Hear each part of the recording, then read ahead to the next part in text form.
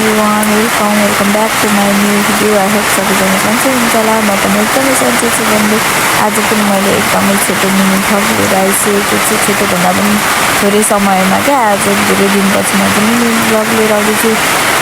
अनि म चाहिँ बाटोमा एक्लै बौलाउँदै जाँदैछु कि म चाहिँ खेत गएको हो। अनि खेत पनि पुगिसकेँ, त्यही भएर अलिक तल हाम्रो चाहिँ, त्यही भएर पानीमा चाहिँ लाँदैछु। पानी चाहिँ किन लगेर पनि अहिले देख्न सक्नुहुन्छ म के गर्दैछु आज भनेर। अनि सेक्दै पानी चाहिँ लगेँ। यतापट्टि चाहिँ आउनु भएको छैन, यो चाहिँ बाँझै छ क्या खेत। उहाँहरूको चाहिँ माटोभन्दा पनि खन्नु चाहिँ भएको छ। अर्को यसपालि मान्छे आएको थियो नि त, त्यही भएर थाहा रहेनछ उनीहरूको हाम्रो भनेर छुट्याउनु सकेन र छोडिराखेको रहेछ। हाम्रो अलिक ढिलो गरेको थियो यसपालि।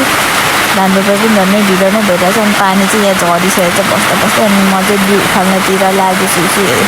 बाटोमै हो नि त हाम्रो चाहिँ पर्छ, त्यही भएर कुदालो अलिक तल पुऱ्याइराखेको के भएर होइन मान्छेको त्यही भएर सो। अनि म चाहिँ भिडियो बनाउँदै यता देखाउँदै झर्दै थिएँ। अनि अरूको चाहिँ धान रोप्न थालिसकेको छ, हाम्रो चाहिँ रोपेको छैन। सो अनि भोलिबाट हाम्रो धान रोप्ने अरे क्या। अनि हाम्रो चाहिँ अब बुधबार चाहिँ थाल्यो भने ढिलो हुन्छ भन्ने छ। अनि त्यही भएर आज चाहिँ मङ्गलबार मम्मीहरू चाहिँ खेताला जानु भएको छ। म चाहिँ आजै थाल्नु गइदिएको, धेरै पनि होइन। म त 5 बज्न लाग्दा त पुगेको। अनि गएर यसो हेरेको, मम्मीले सुल्टिनीहरूकोबाटै छ अरे भनेको। सुल्टिनीहरूको चाहिँ हाम्रोमै बिउ छरेको थियो, उनीहरूको खेत चाहिँ तल थियो। उनीहरूको हिजै मैजार भइसकेको थियो। अनि 3 मुठा बिउ उखाल्यो होइन जस्तो तस्तो। त्यसपछि अलि पर गयो। हाम्रो चाहिँ बिउ यो 3 गाह्रो छ।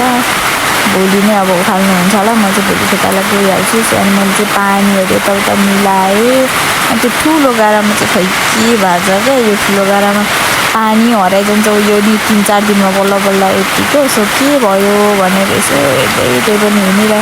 अनि मैले अस्तिको दिन 3 दिन के कति दिन मात्रै हुँदैछ दाल रोपेको उम्रिसकेछ। त्योभन्दा अघिल्लो दिनै मैले रोपेको भोलिपल्ट हेरेको त उम्रिसकेको थियो। अनि यो चाहिँ अलिक पानीले नभेटेको ठाउँमा नि त। अनि मैले चाहिँ अघि उखालेको बिउ लाँदैछु माथि। अहिले चाहिँ मेरो भोइसमा चाहिँ यहाँ पानी परिरहेको छ कि, त्यही भएर यस्तो सुनिरहेको छ। त्यही भएर माथि पानी पनि जमिसकेछ भन्दा चाहिँ भरिसकेर नि तल पुगिसकेको छ। अनि मैले बिउ राखेर खन्नु स्टार्ट गरेको, यति खनेर भिडियो गरेको त म त पसिनै भइरहेको रहेछ नि। फेरि सुई खन्यो। अनि बल्ल खनिसकेर आली अलिकति लाएर त्यसपछि म चाहिँ आली लाउन थालेँ। मान्छेले मलाई हेरिरहेको थियो नि त, त्यही भएर मैले भिडियो गरिराखेर म आली लाएँ तल माथि गर्दै। अनि त्यसो आली लगाएपछि सुल्टिनीहरू आइपुग्नु। सुल्टिनी भाइ चाहिँ गोरु लिएर आएको थियो। अनि म नि रोप्न थालेँ अलिअलि यता हल्लाइदिएर। म यति गरिसकेको रोप्न आँट्दाखेरि त आइपुग्नु भएको थियो। त्यही भएर हामीले रोप्यौँ सुई गफ हान्दै के भन्दै। त्यहाँ सुल्टिनीको छोरी पनि थियो कि मैले अघि जिस्काइदिएको थियो नि त, झन् भाइले के भन्छ भने जिस्काइ गर्दै थियो। त्यसपछि यत्तिकै रात पऱ्यो क्या, 7 बज्न लाग्यो। यति बेला 7 बजेको थियो कि थिएन, दिन घडी चाहिँ हेरिनँ कति छिटो दिन पनि गएको हो। म त तर मलाई बिउ उखाल्दा र तलतिर डुलिँदा अलिक टाइम चाहिँ लागेको। अनि तल गएको थिएँ मासमुनि। अनि गोरु लिएर आएको रहेछ। त्यसपछि खेतलाई बाई भोलि आउँछु भन्दै म चाहिँ लागेँ घरतिर। अनि सुल्टिनीहरू चाहिँ माथि जाँदै हुनुहुन्थ्यो, नानी पनि छ भाइ पनि छ।